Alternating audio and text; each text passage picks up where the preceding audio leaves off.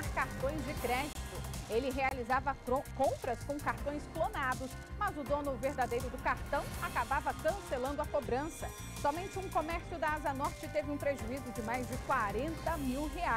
Já a gente traz os detalhes. Polícia Civil prende homem que pode estar envolvido no desaparecimento de um mototaxista. Kátia Gomes. O desaparecimento do aposentado Sebastião Diniz, de 67 anos, foi no último dia 24. Desde então, a família está à procura desse homem, que teria recebido o valor de R$300 para fazer uma viagem aqui do Distrito Federal até Arinos, Minas Gerais. Daqui a pouquinho eu volto com todos os detalhes. Justiça do DF decide soltar o homem que atropelou 5 crianças numa rua em Ceilândia. O caso aconteceu em maio do ano passado. No dia do acidente, Francisco Manuel da Silva estava embriagado, não tinha carteira de habilitação e ainda tentou fugir do local do acidente. Já a gente traz os detalhes sobre essa decisão. Bom, e hoje nós vamos exibir uma reportagem especial feita pelo repórter Maicon Leão. Ele acompanhou com exclusividade a rotina dos policiais do Batalhão de Aviação Operacional da Polícia Militar, o BAVOP. O Maicon mergulhou de verdade nessa história. Antes de pular, ele explica que não posso me jogar. Tenho que simplesmente dar um passo e cair na água. E assim eu fiz.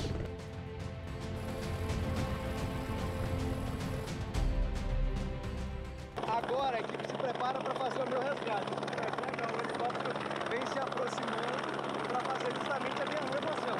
Vamos acompanhar. E coragem! Hoje é sexta-feira, 3 de fevereiro. O nosso jornal já está no ar.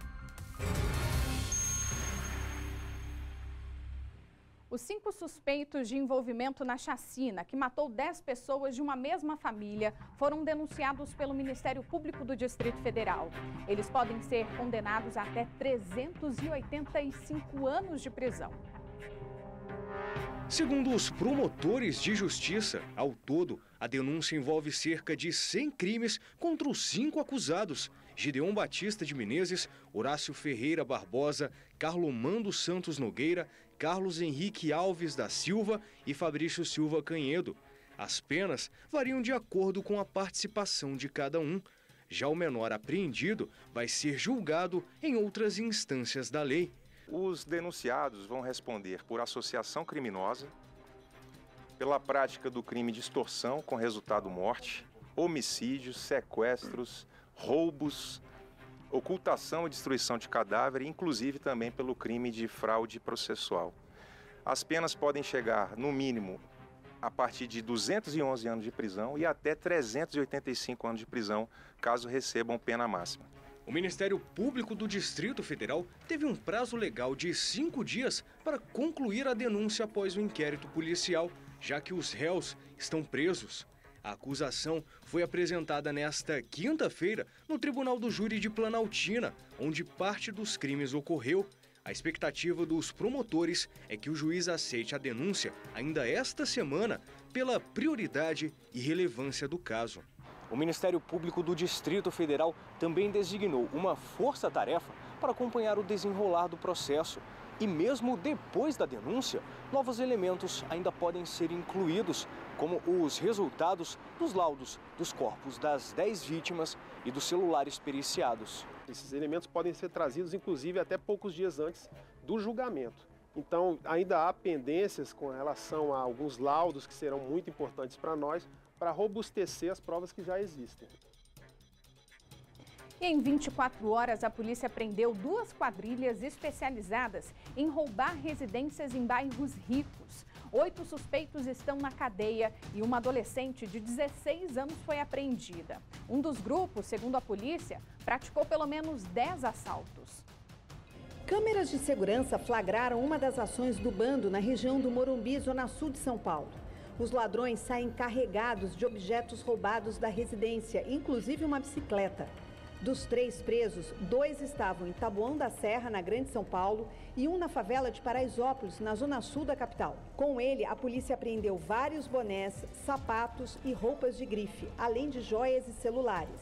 Eles intimidam, forçam as pessoas, constrangem com bastante ameaça, com o uso da arma de fogo, até para obter alguma informação que eles supõem que exista de valores escondidos, cofre, dinheiro guardado. Em 24 horas, a delegacia especializada em roubos e furtos a condomínios e residências tirou das ruas 8 pessoas acusadas de participar nesse tipo de crime. 4 integrantes deste outro bando foram presos e uma menor de 16 anos apreendida.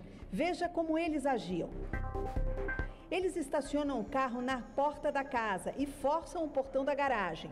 2 homens, uma mulher e uma adolescente entram facilmente. A etapa seguinte era passar para a área interna. Eles bem que tentam, usam ferramentas, fazem força. Tanto os homens quanto as mulheres se alternam, mas acabam desistindo e fogem quando o alarme dispara. Eles estavam num carro roubado e dentro a polícia encontrou ferramentas e luvas que os criminosos usariam para atacar mais uma vez. Eles descem, tocam a campainha, insistem. Se ninguém atende, aí eles arrombam o portão e ganham acesso à residência para que possam subtrair os objetos das vítimas. E um rapaz de 24 anos foi preso em Ceilândia. Ele é suspeito de participar de uma organização criminosa que fraudava cartões. Uma loja da Asa Norte teve um prejuízo de mais de R$40 mil. Quem tem os detalhes pra gente é a repórter Mônica Vieira. Mônica, boa tarde. Conta pra gente como esses criminosos agiam. Oi, Vitória, boa tarde para você e para todos que nos acompanham. Eles eram ousados, viu? Porque eles faziam um primeiro contato pelo WhatsApp. Pedia para que a empresa enviasse todos os itens que eles estavam interessados em adquirir.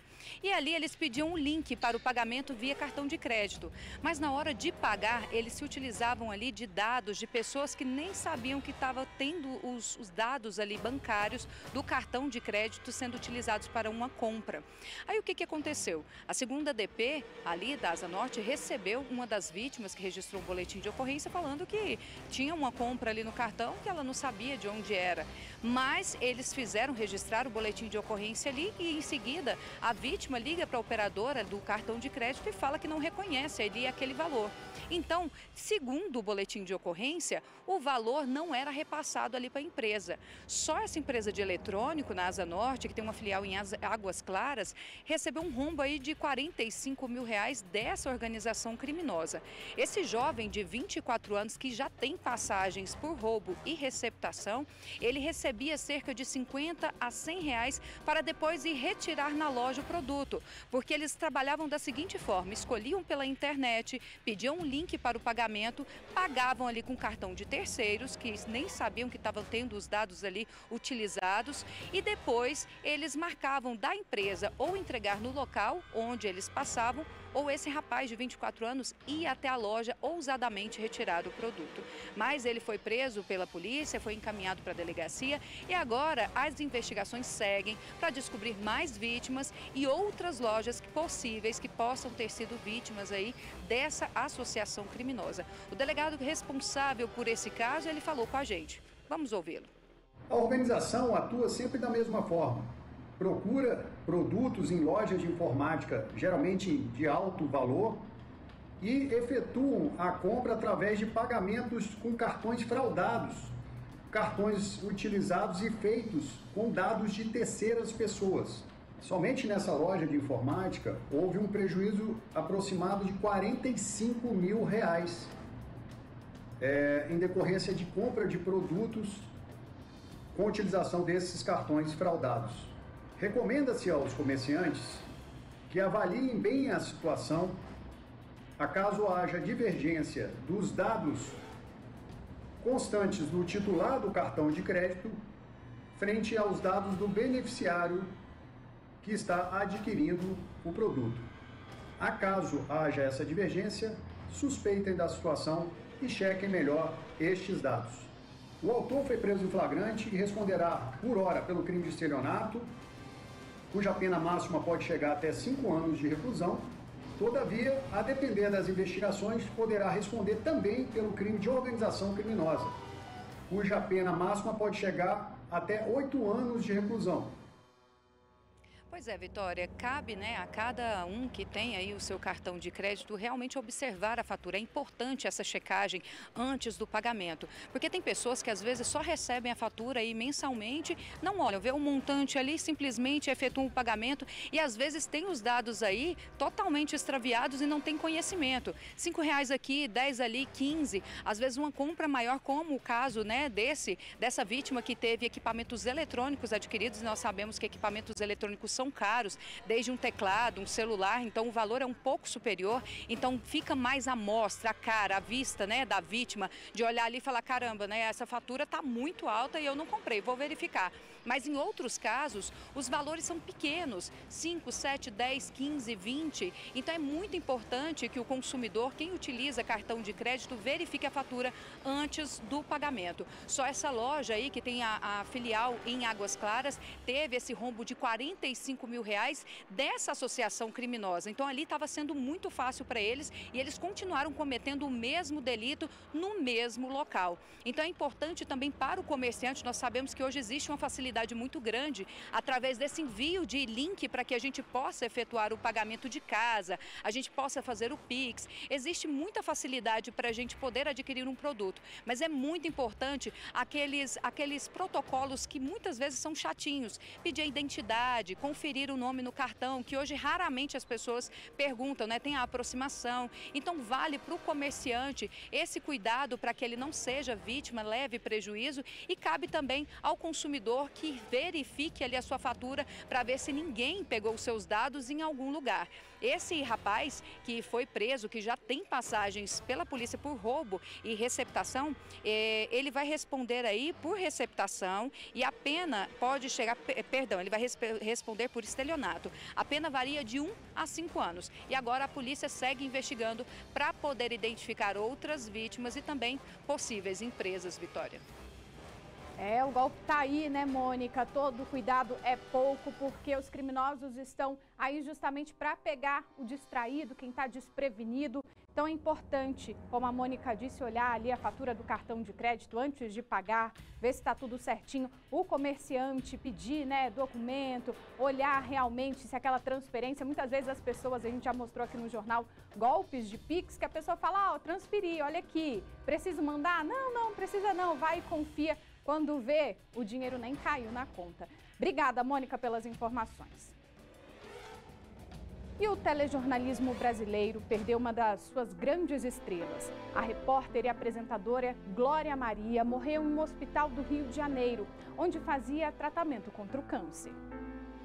Uma mulher negra que marcou a história do jornalismo. Glória venceu, porque nunca duvidou que pudesse chegar onde chegou. Fica como exemplo para que todos nós lutemos acreditando no nosso sonho. Uma trajetória que se encerrou nesta quinta-feira. A jornalista, que nunca gostou de revelar a idade, morreu neste hospital particular na zona sul do Rio. Eu estou impactado. Ela sempre foi uma profissional excelente, colega maravilhosa. Ela viveu gloriosamente. Glória Maria foi diagnosticada com câncer no pulmão e metástase no cérebro em 2019. Passou por cirurgia e se recuperou.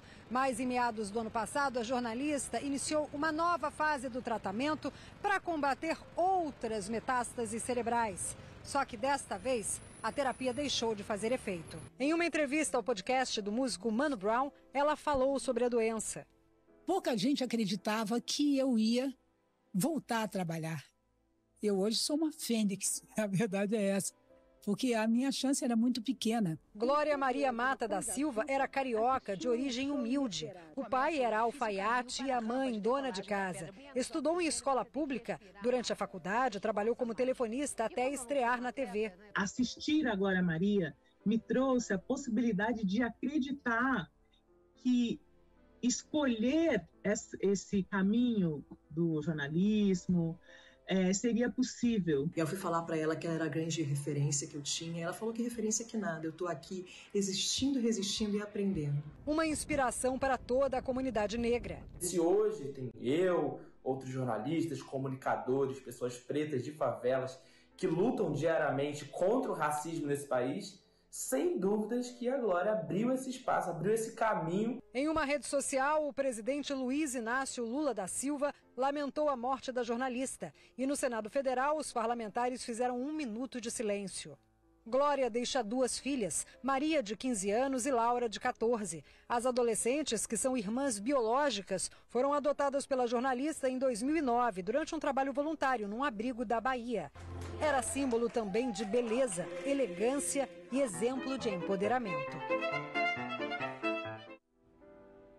Pioneira, aventureira, curiosa, corajosa.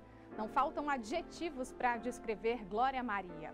Dona de um texto espontâneo que falava diretamente com o telespectador. Teve uma carreira de mais de 5 décadas. Glória Maria estudou jornalismo na PUC do Rio de Janeiro. Em 1970, começou a trabalhar na Globo. Um ano depois, se tornava a primeira mulher negra a estrear em um telejornal brasileiro. Vale a pena depois do visual que a gente pode curtir. Foi também a primeira repórter a fazer uma cobertura ao vivo no principal jornal da emissora. Como apresentadora, estreou no Fantástico, mas nunca abandonou a reportagem. Entrevistou inúmeras celebridades, como o astro Michael Jackson. I love you, Brazil. Thank you very much. I love you too. Thank you. Ao longo da carreira, mostrou o mundo aos telespectadores. Foram 163 países visitados. A gente está querendo mostrar para vocês o que é o inverno de verdade no mundo. Uma das suas marcas registradas eram as matérias de aventura. Após uma década no Dominical, a jornalista se afastou para viajar e fazer trabalhos voluntários.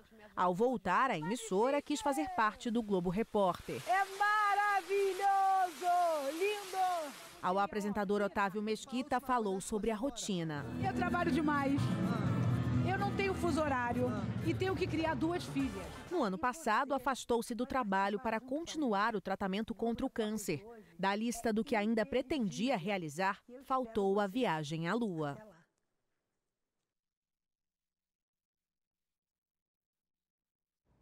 Gigante Glória Maria vai deixar saudades, né? E um aprendizado, assim, pra gente, nós jornalistas, um exemplo enorme.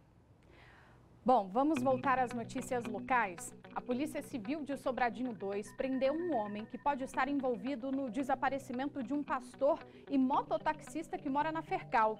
O senhor Sebastião Nelson foi chamado para fazer uma corrida como mototaxista para levar o passageiro até Arinos, Minas Gerais. Depois disso, ele não deu mais notícias para a família. Quem tem os detalhes desse caso é a repórter Kátia Gomes. Kátia, boa tarde. Alguma suspeita do paradeiro dessa vítima? Oi, Vitória. Boa tarde novamente para você. Boa tarde a todos. Infelizmente, ainda não. O Sebastião Diniz está desaparecido desde o último dia 24, quando ele fez essa corrida aqui do Distrito Federal até Arinos, Minas Gerais, que fica a mais ou menos 250 quilômetros aqui do DF. Ele já tinha feito essa viagem uma vez anteriormente para levar a mesma pessoa até Arinos, mas até então tinha sido tudo tranquilo. Ele tinha ido deixar essa pessoa lá e tinha voltado, só que dessa vez ele fez essa mesma corrida. Inclusive, a informação que nós temos é que ele teria recebido o valor de R$300 para levar esse homem de moto até essa cidade, só que infelizmente ele não voltou. Como ele não chegou em casa, a família começou a ficar preocupada. Tentou contato com ele no telefone, né? Tentou mandar mensagens, mas ele não visualizou. Foi aí que a família procurou a polícia e registrou um boletim de ocorrência. A polícia conseguiu localizar esse homem que recebeu essa carona, né, que pagou aí pelo transporte até a cidade de Arinos, e esse homem acabou sendo preso. Vamos ouvir o que disse o delegado responsável pelo caso. A Polícia Civil tomou conhecimento de que um mototaxista e pastor de nome Sebastião Nelson teria sido contratado para uma viagem até o município de Arinos, Minas Gerais, no último dia 24 de janeiro, sendo que até o momento o mesmo não retornou para sua residência. O indivíduo, que teria se fingido de passageiro, usou a própria mãe para chamar uma suposta corrida com o mototaxista e assim teria simulado uma viagem para Arinos, Minas Gerais. Os familiares tentaram contato com Sebastião e não obtiveram retorno. Em seguida, registraram uma ocorrência de desaparecimento. A Polícia Civil passou a investigar o caso com vistas a descobrir o paradeiro do mesmo, já que o mototaxista saíra de casa com destino à referida viagem e não retornou. Após as investigações, equipes da Polícia Civil do DF e da Polícia Civil de Minas conseguiram prender um envolvido no desaparecimento do pastor e mototaxista da Fercal. Até o momento, o mototaxista e sua motocicleta permanecem desaparecidos. Quem tiver qualquer informação que possa nos ajudar a localizar a motocicleta e o pastor, favor contactar a Polícia Civil no telefone 197.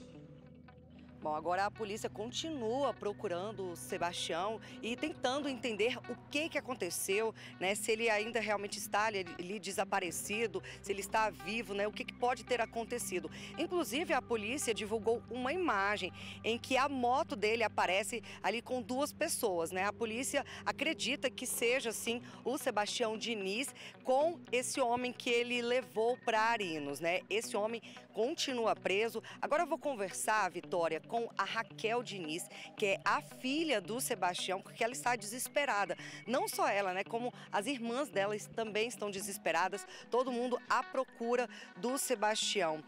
Raquel, um desespero, né? Desde o dia 24, que seu pai saiu de casa, não deu mais notícia, fica aquela dúvida, o que aconteceu? Será que ele, né, pode estar sendo ali mantido por alguém ou alguma coisa pior aconteceu? O que a família acha? A gente tem uma desconfiança muito grande, né? Porque no dia anterior ele avisou, né, que iria levar esse rapaz a Arinos. E a dúvida que gera é como ele foi levar esse rapaz para Arinos, como ele chegou até Arinos, esse rapaz chegou até a cidade que ele levou e ele não retornou para casa. Você acha o quê, né? O que a família desconfia? Que ele pode ter sido assaltado, né? O que a família imagina? Eu acredito que meu pai está em cárcere privado, só que não dá pra gente afirmar porque não temos certeza, né? Então gera muitas dúvidas. Às vezes meu pai pode estar morto, não sei o que dizer.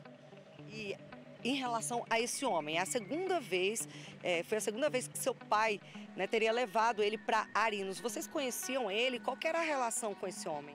Não, a gente não conhecia ele, nem a família dele. Meu pai que tinha mais contato com a mãe dele, né, que inclusive foi a mãe dele que solicitou, né, o meu pai para que fosse buscar o filho dela lá na fazenda. Meu pai pegou essa pessoa às 4h40 da manhã, né, e levou para Arinos. Meu pai disse que ia para sentido de Arinos. Vocês chegaram a falar com essa mulher, com a mãe desse homem que foi levado para Arinos? Ela disse alguma coisa? A minha irmã manteve o contato com ela, ela fala que o filho dela não fez nada com ele. E a única coisa que a gente... travei. Não, tudo bem, a gente imagina o nervosismo de falar sobre esse assunto, não é um assunto fácil, né? Imagina o seu desespero procurando seu pai. Pode respirar, pode falar com calma. A minha irmã manteve, né, contato com a mãe dele. E a única coisa que a mãe dele sabe falar é que o filho dela não fez nada e que o filho dela deixou meu pai em um trevo e ele voltou para Brasília. Só que meu pai não chegou a Brasília desde o dia da saída dele, que foi no dia 24. E seu pai, ele tem problemas de saúde? Sim, ele tem. Ele usa marca-passo, ele tem problema cardíaco. A família também trabalha com essa possibilidade, de repente, dele ter passado mal e não ter conseguido ainda contato com vocês? Bom, eu não acredito que ele estava passando mal, porque quando ele passa mal mesmo, de fato, ele sempre nos comunica, né? E ele toma medicamento para o coração, então ele não falou nada, então a gente acredita que ele saiu de casa bem. E a moto, ela pode ter quebrado durante a viagem? Vocês já pensaram nessa possibilidade?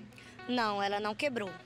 Ela não quebrou porque é uma moto nova, eu acho que é impossível uma moto nova, né, quebrar com facilidade. Ele trocou ela, uma velha por uma mais nova, né? Então, de fato, ela não quebrou. Agora, é uma viagem longa, né? 250 quilômetros daqui de Brasília até Arinos. Ele teria recebido o valor de R$300, que não é um valor muito alto por uma viagem tão distante. Você acredita, né? Seu pai trabalhava por hobby, porque ele já era aposentado. Ele tinha o costume de fazer muitas viagens desse tipo? Não. Meu pai, ele fazia esse bico justamente para não ficar dentro de casa, porque se ele ficasse dentro de casa, ele ficava doente. Então ele comprou uma moto melhor para ficar fazendo essa rotina, né, que para ele era de costume. Mas não era sempre que ele estava lá, exercendo essa profissão. Não era sempre. E ele fazia mais aqui no DF ou ele costumava sair do DF? Mais no DF. Meu pai só rodava mais no DF. Ele foi para longe justamente porque a mãe dele falou que pagou no valor de 315 e ele fala que pagou no valor de R$300. Gera uma dúvida, porque um valor de 300, a mãe dele fala que foi 300, ele fala que foi 315. Não sei ao certo.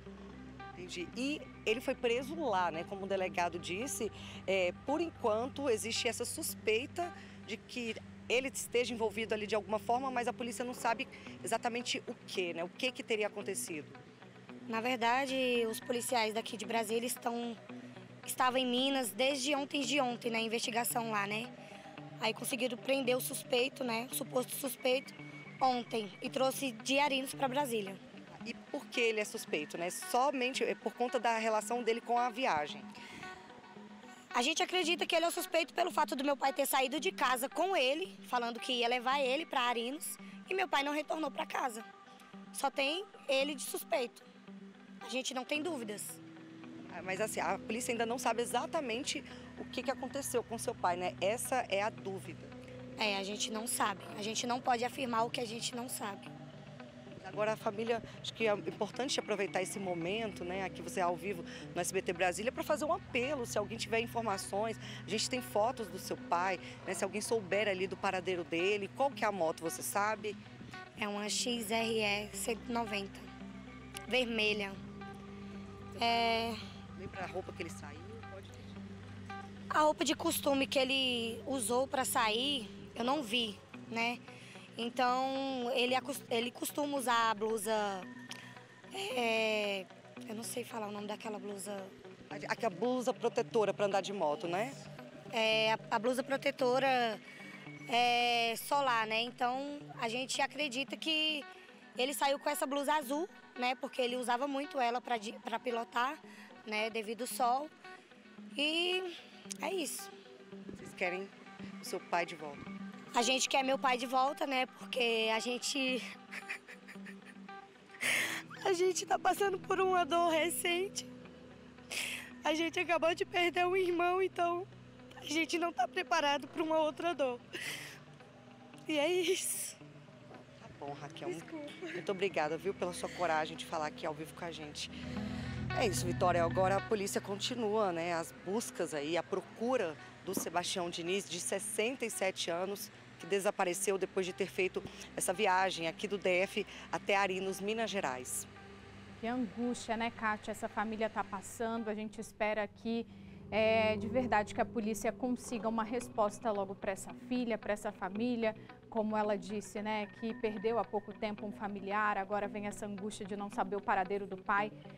É complicado, mas a gente espera ter ajudado, né, com a divulgação dessas imagens e pede, a população continua. A gente continua esse pedido que a filha fez, caso tenha qualquer informação sobre o paradeiro desse senhor de 67 anos, entre em contato com a polícia, ligue no 197, não precisa se identificar e ajuda muito uma família que está desesperada, como a gente viu aí.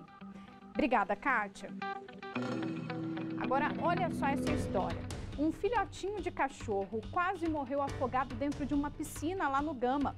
Mas o ato heróico de um vizinho acabou salvando a vida dele. O homem estava passando pelo local e viu a cena. Então decidiu pular o muro da casa para salvar o cachorrinho. Quem vai trazer todos os detalhes dessa história para a gente é o repórter Michael Leão. Michael, boa tarde. Parece que o dono do animal conseguiu ver toda a cena pelas câmeras de segurança. Eu imagino só, eu que tenho um cachorrinho em casa, eu imagino o desespero, a angústia também desse dono desse cachorro. Pois é, Vitória, boa tarde para você, para todo mundo ligado no SBT Brasília. O dono desse animal acompanhou tudo pela câmera de segurança enquanto ele estava nessa piscina aqui, ó, pra gente, Vitória. Uma piscina até rasa em comparação à outra maior ao fundo. Mas imagina para um cãozinho de apenas 2 meses de idade ali, ele ficou nadando aqui por cerca de 9 minutos até ser socorrido. Como você bem disse, tinham 3 cães aqui, a gente tem inclusive as imagens das câmeras de segurança, são justamente os pais desse menorzinho de 2 meses e eles ficam ao redor aqui, agitados ao redor da piscina, enquanto o menorzinho tá ali dentro. Por aquela câmera de segurança ali que o Rogério vai mostrar pra gente, aquela bem ali, o dono que acompanha a casa dele lá do serviço olhando pelo computador, percebeu que tinha algo errado. E aí começou a contactar os vizinhos aqui da região, pedindo para ver se alguém conseguia vir, mas não conseguia contato de ninguém. Aí o que ele fez, Vitória? Ele ligou então pro piscineiro, olha, eu preciso da sua ajuda, meu cãozinho caiu lá dentro.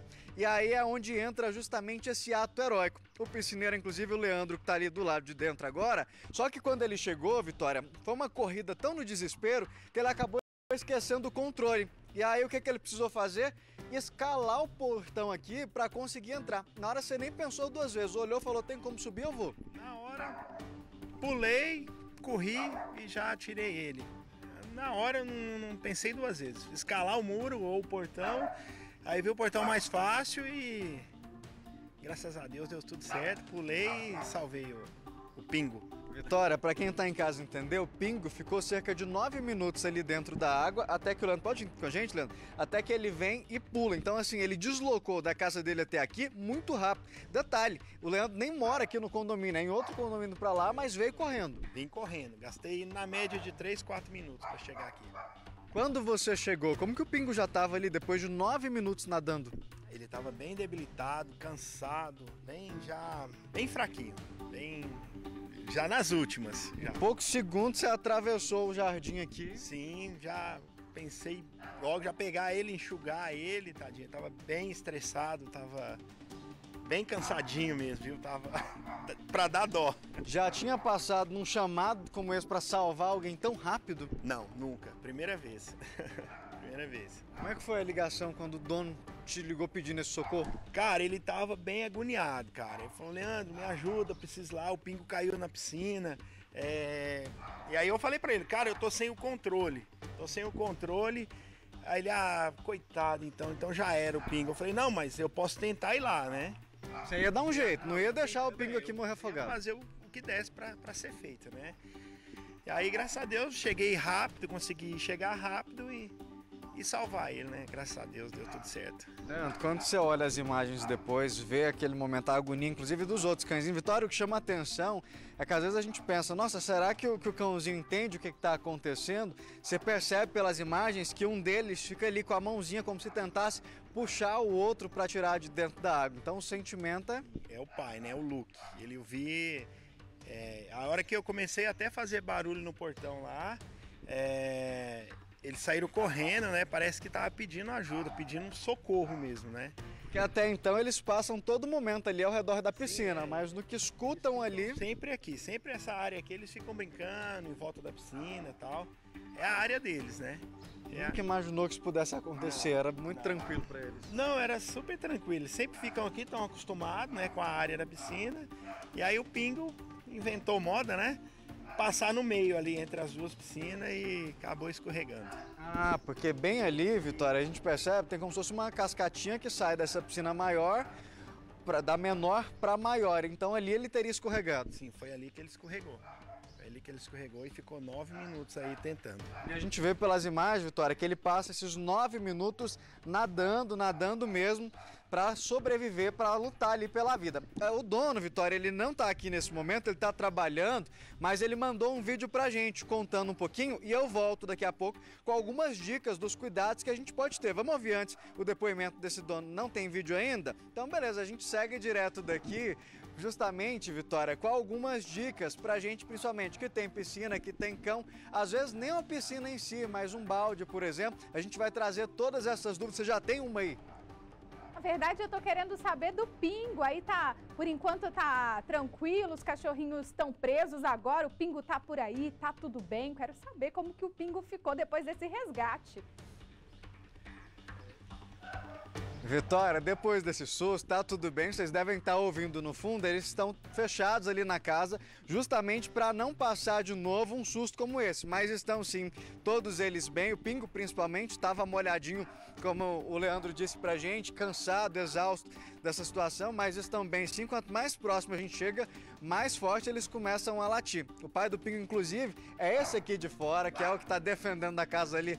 Na verdade, ele quis correr, é o Luke. Ele, Vitória, é quem a gente vê justamente ali nas imagens, com as patinhas, como se pedissem socorro. Inclusive, ele está bem assustado com a gente, vamos deixar ele tranquilo pro lado de lá.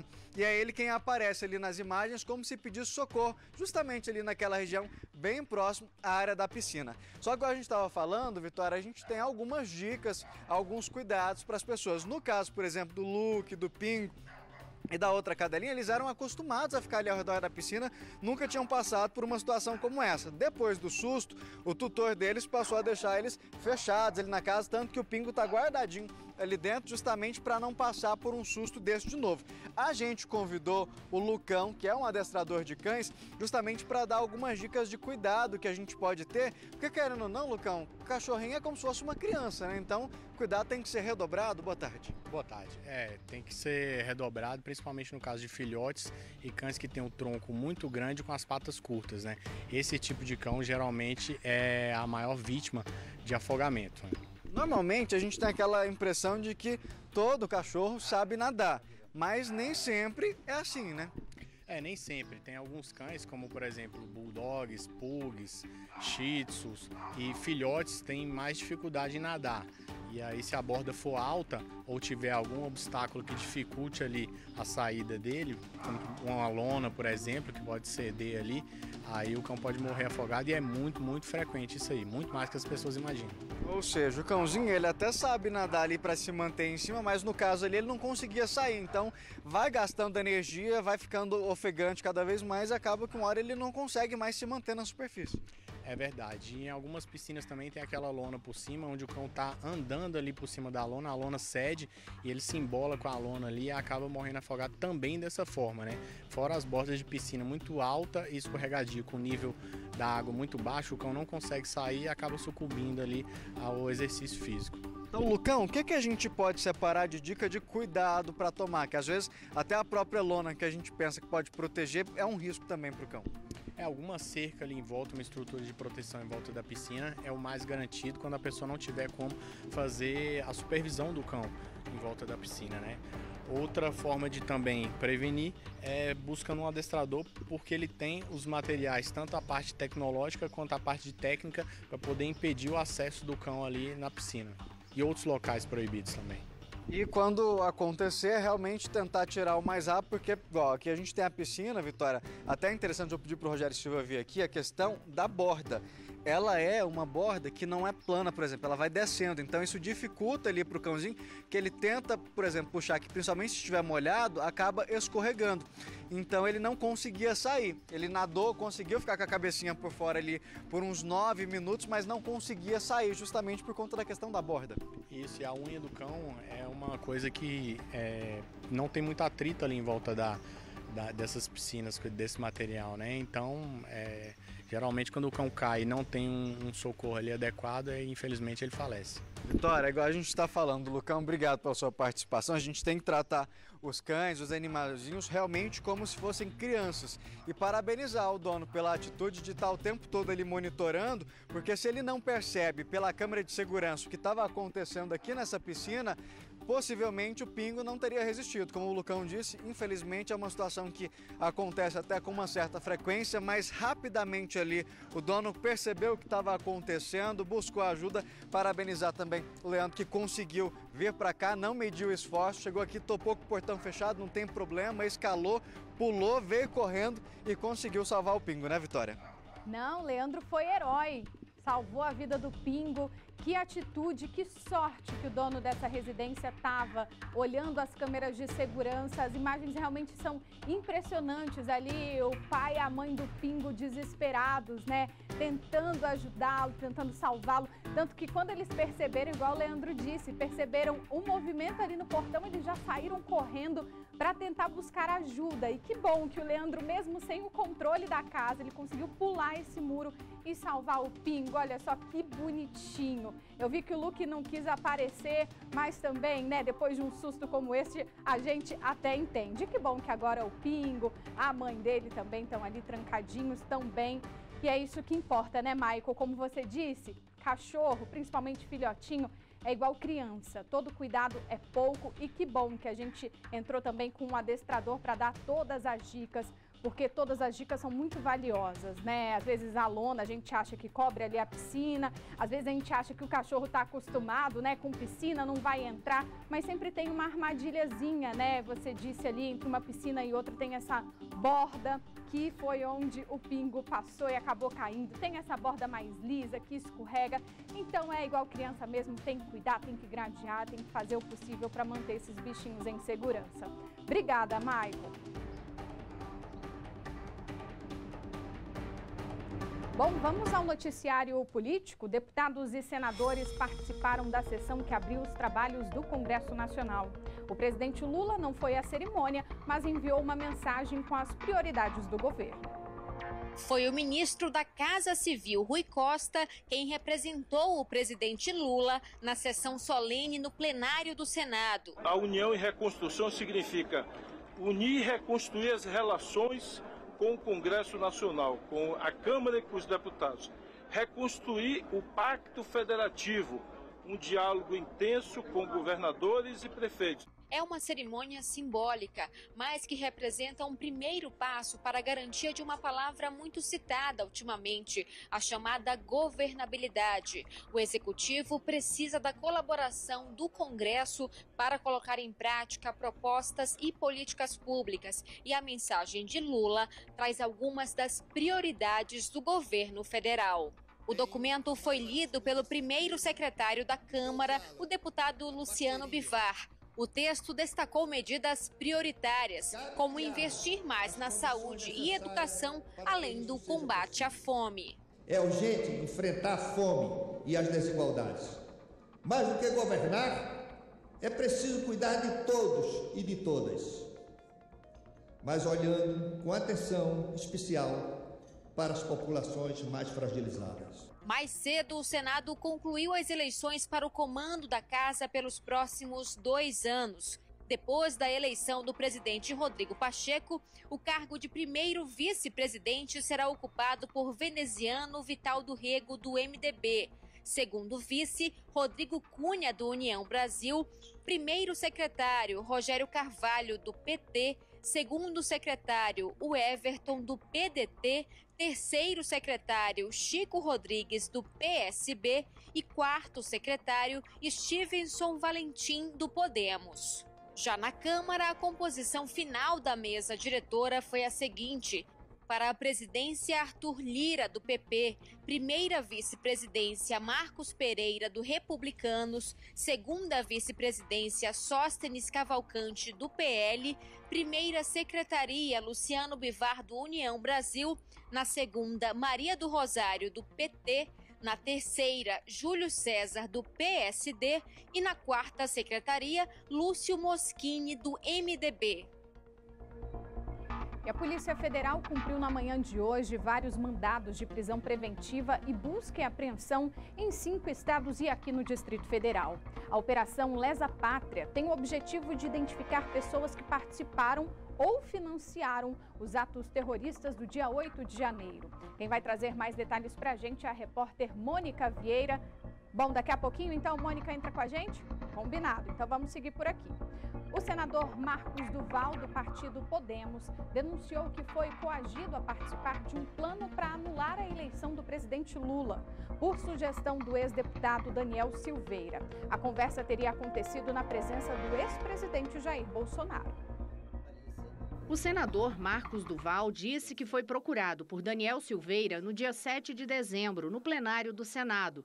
e que o ex-deputado telefonou para o então presidente Jair Bolsonaro para marcar um encontro dos três.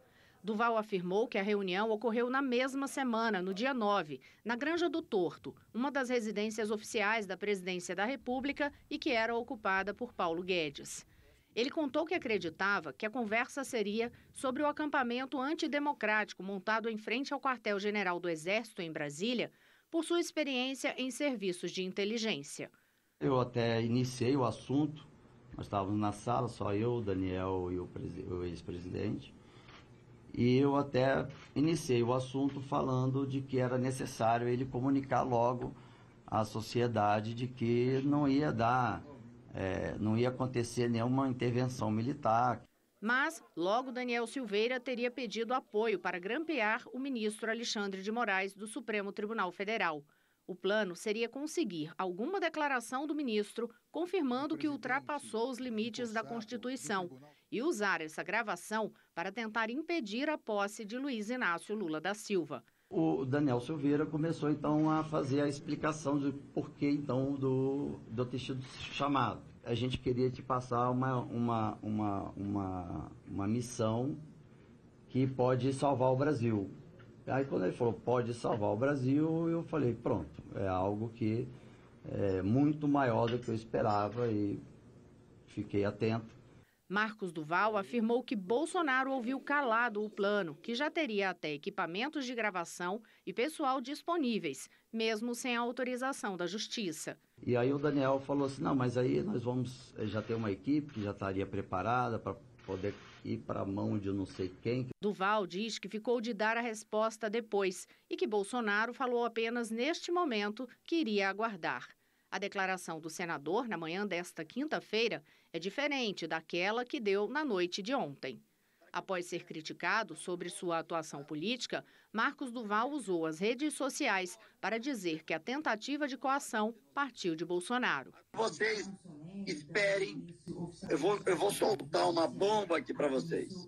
Sexta-feira vai sair na Veja a tentativa do Bolsonaro de me coagir para que eu pudesse dar um golpe de Estado junto com ele. Só para vocês terem ideia. E é lógico que eu denunciei.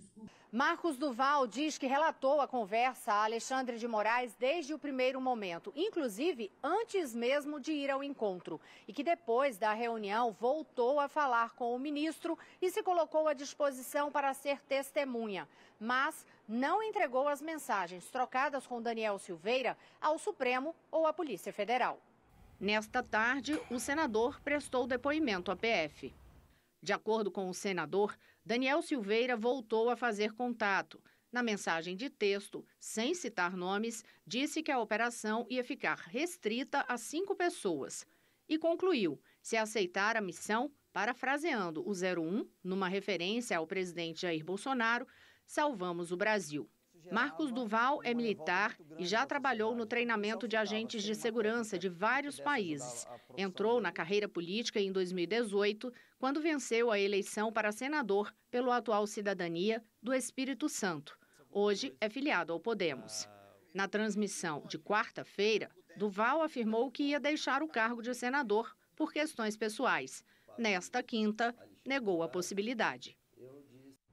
Nós vamos interromper aqui o noticiário político rapidamente para voltar a falar sobre a enorme perda que tivemos ontem de uma das maiores jornalistas do país. Glória Maria estava internada no Rio de Janeiro tratando um câncer com metástase no cérebro. Nós vamos acionar ao vivo agora a repórter Renata Igrejas, que está lá no Rio de Janeiro e vai trazer mais informações para a gente sobre o velório de Glória Maria. Renata, boa tarde. Que informações você tem? Oi, Vitória, muito boa tarde para você, boa tarde a todos. Sim, a cerimônia ela é restrita apenas à família e aos amigos mais próximos. O velório de Glória Maria começou às 11 horas da manhã desta sexta-feira no cemitério da Penitência, no Caju, ali região norte do Rio de Janeiro, e o corpo de Glória Maria deve ser cremado agora à tarde. A jornalista morreu ontem pela manhã num hospital particular em Copacabana, Zona Sul, onde estava internada para tratar um câncer no cérebro já em estágio de metástase. A gente lembra que a Glória Maria deu entrada ali no Copastar no dia 4 de janeiro. Em 2019, Glória Maria foi diagnosticada com um tumor no pulmão e outro no cérebro. Ela chegou a passar por cirurgias na época e também fez um tratamento considerado ali bem sucedido. Mas no ano passado, o tratamento deixou de fazer efeito. Com a confirmação da morte de Glória Maria ontem pela manhã, a gente pôde acompanhar aí uma onda de tristeza, de homenagens também a essa mulher brilhante, corajosa, que é Glória Maria. Políticos, artistas, jornalistas e fãs lamentaram a partida de um ícone da televisão brasileira que segue aí sendo inspiração e uma referência para todos nós. Eu volto com você, Vitória. É um velório reservado, assim como Glória Maria preservava, né, sua vida particular. A gente já imaginava que a despedida fosse assim também. Então, assim, fica o nosso sentimento aqui, a família, todo mundo com o coração apertadinho. Mas Glória está agora em paz, né? Ela foi uma estrela e sempre será a nossa estrela. Obrigada, Renata, pela participação mais uma vez aqui no nosso jornal.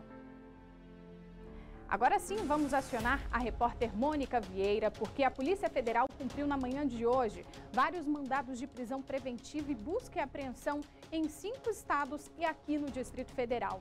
A Operação Lesa Pátria tem o objetivo de identificar pessoas que participaram ou financiaram os atos terroristas do dia 8 de janeiro.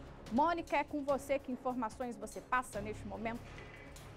Pois é, Vitória, boa tarde para você mais uma vez, para todos que nos acompanham. Essa é a 4ª fase dessa Operação Lesa Pátria, que foi deflagrada hoje pela Polícia Federal, como você mesmo disse, em 5 estados, mais aqui no Distrito Federal.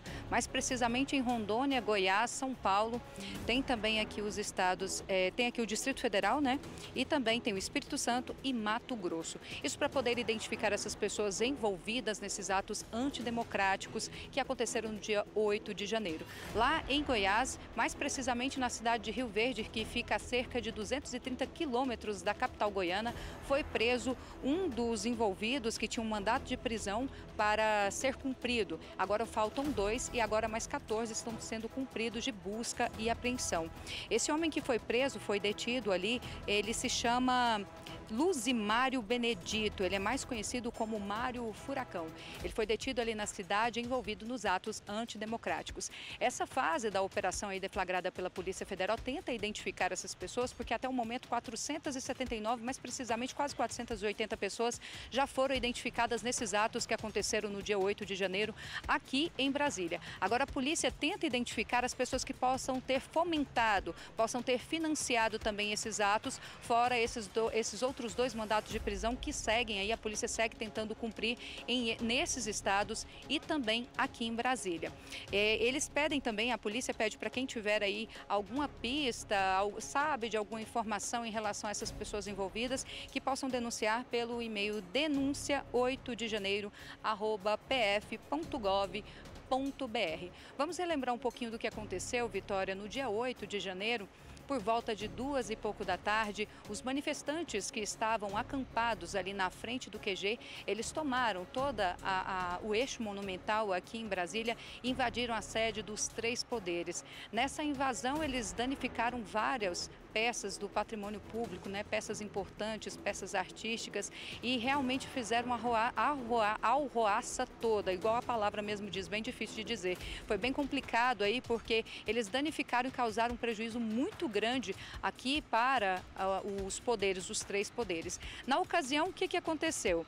O governador daqui do Distrito Federal, de acordo com as investigações, porque depois desses atos ele ficou afastado, ele continua afastado por 90 dias, já se passaram 30, continua ainda afastado, de acordo com o Capelli, que foi o interventor desse período aqui em Brasília, disse que houve uma certa omissão por parte do governo, que não conseguiu aí trazer segurança necessária para o patrimônio aqui em Brasília. Além dele, o secretário de Segurança Segurança Pública à época, Anderson Torres, ele também, que foi ministro da Justiça no governo Bolsonaro, não estava em Brasília e também entrou como omisso nessa situação, bem como também o comandante da polícia aqui do Distrito Federal, que segue preso no batalhão da polícia, da PM, aqui em Brasília. Então, desde quando aconteceram esses atos antidemocráticos, o ministro da Justiça designou aí um interventor, que foi o Capelli, que agora já está no Ministério da Justiça, lá em São Paulo. Ele retornou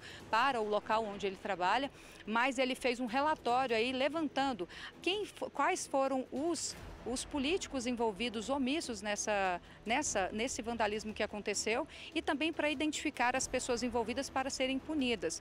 No dia 8 mesmo ali, o presidente Lula, ele decretou aí essa intervenção, onde passou toda a administração, pode-se dizer assim, para ficar mais fácil para o pessoal de casa entender, daqui de Brasília, para o interventor, que foi o Capelli, Ricardo Capelli. Então, afastaram todos, né? O Anderson Torres estava nos Estados Unidos, voltou depois de uma semana e logo foi preso.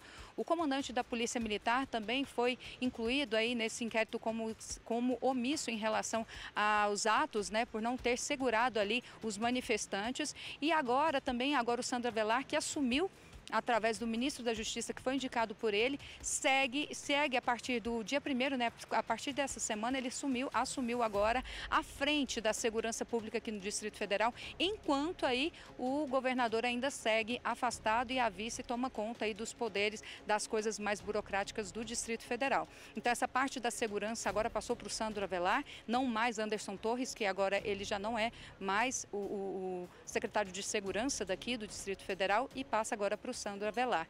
Então a responsabilidade foi toda levantada durante esse relatório que o Ricardo Capelli fez durante essa intervenção militar assinada pelo presidente Lula e também a pedido do Alexandre de Moraes, o ministro do STF, para que pudesse colocar a casa em ordem, pode-se dizer assim, porque os atos, eles fizeram uma bagunça aqui nos três poderes, não só uma bagunça física em relação ao prejuízo causado, mas também a questão da segurança, não só dos três poderes, mas de todas as pessoas moradoras daqui. Agora essa quarta fase segue para identificar essas pessoas que patrocinaram esses manifestantes que vieram para cá no dia 8 e também para prender mais outras 2 pessoas, fora o Marcos, que já foi preso lá no estado de Goiás. Vitória.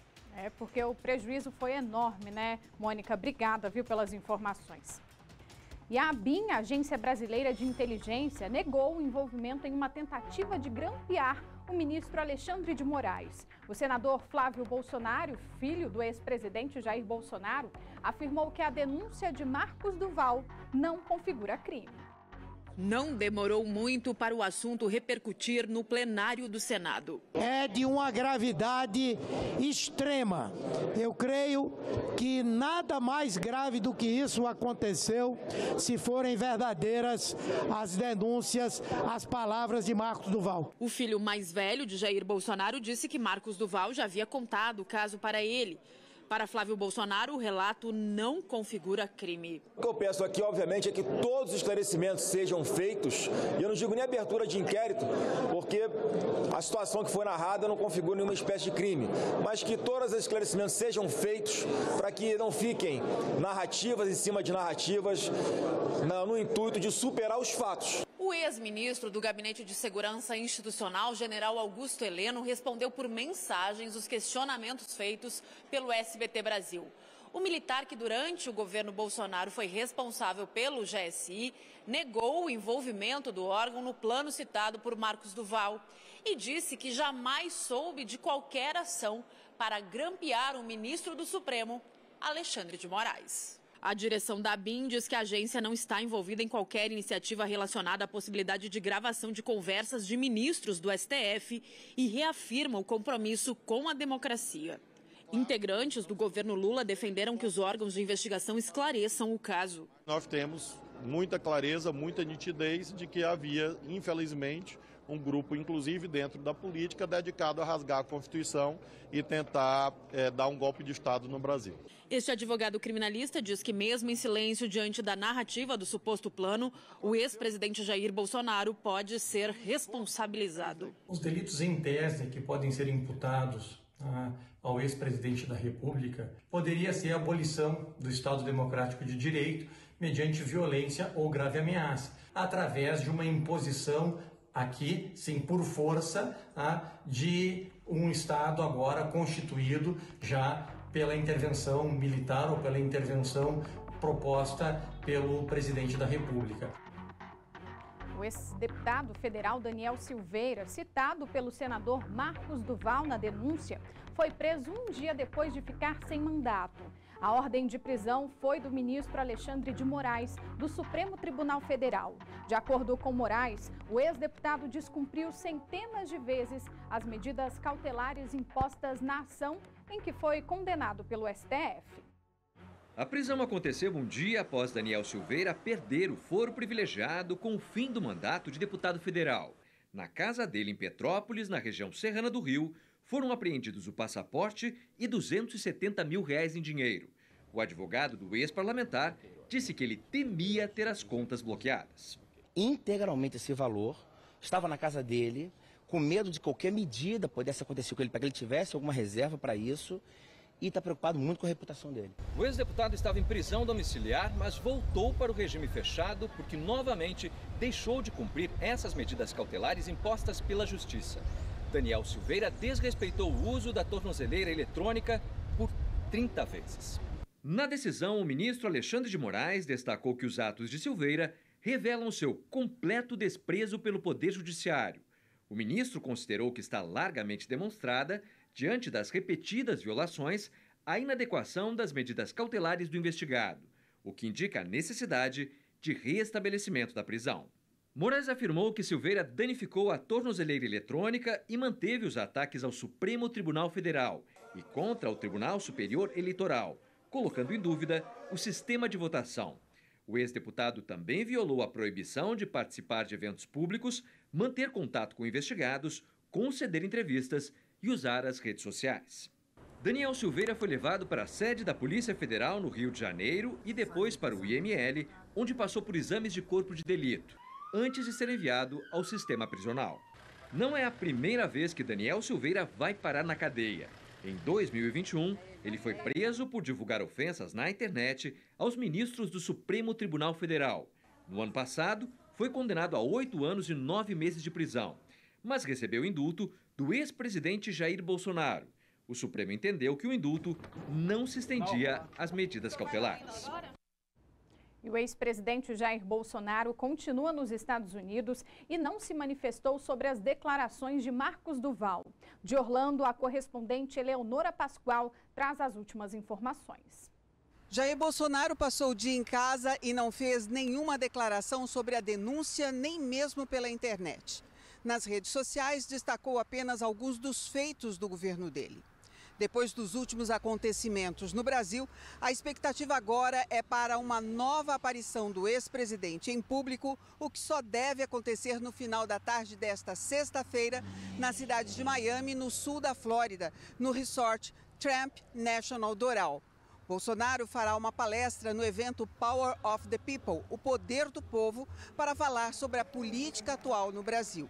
O evento é promovido por uma organização conservadora dos Estados Unidos que apoia o ex-presidente americano Donald Trump. Depois de ter protocolado no último dia 27 de janeiro o pedido para mudança de visto, Bolsonaro continua em Orlando. Mas, segundo informações de funcionários deste resort, que pediram para não ser identificados, ele está em outra casa um pouco menor que a primeira, cujo número e o nome da rua são mantidos em segredo. O motivo da mudança são reclamações sobre a presença de apoiadores do ex-presidente brasileiro aqui no condomínio, que acabou incomodando moradores e hóspedes. De Orlando, Eleonora Pascoal. O ex-ministro da Justiça e ex-secretário de Segurança Pública aqui do Distrito Federal, Anderson Torres, prestou depoimento à Polícia Federal nesta quinta-feira. Torres está preso desde o dia 14 de janeiro, quando retornou dos Estados Unidos. Uma equipe da Polícia Federal chegou de manhã ao 4º Batalhão da Polícia Militar do Distrito Federal, onde Anderson Torres está preso preventivamente. 2 advogados acompanharam o ex-secretário de Segurança do Distrito Federal e ex-ministro da Justiça do governo Jair Bolsonaro. Esta foi a terceira tentativa de ouvir Torres. Na primeira, ele ficou em silêncio. Na semana passada, a PF, a pedido da defesa de Torres, chegou a solicitar a oitiva, mas ela foi suspensa por falta de autorização do ministro Alexandre de Moraes. Torres é investigado por suspeita de omissão e conivência com os ataques golpistas aos prédios dos Três Poderes no dia 8 de janeiro. Nesse dia, ele era o titular da Secretaria de Segurança do DF, mas havia viajado para os Estados Unidos. Ele teria férias a partir do dia 9. Em 10 de janeiro, mesmo dia em que a prisão de Torres foi decretada, agentes da PF encontraram uma minuta de decreto presidencial na casa do ex-ministro. O documento previa a decretação de um estado de defesa no Tribunal Superior Eleitoral, o que poderia mudar o resultado das eleições. Valdemar Costa Neto, presidente do PL, partido do ex-presidente Jair Bolsonaro, também prestou depoimento à PF nesta quinta. Em entrevista ao jornal O Globo na última semana, Valdemar afirmou que todos os interlocutores do governo Bolsonaro possuíam minutas de propostas golpistas, mas que ele tomou o cuidado de se desfazer desses documentos. Por conta dessa fala, a Polícia Federal solicitou autorização ao STF para ouvir o político no âmbito do inquérito que investiga Anderson Torres.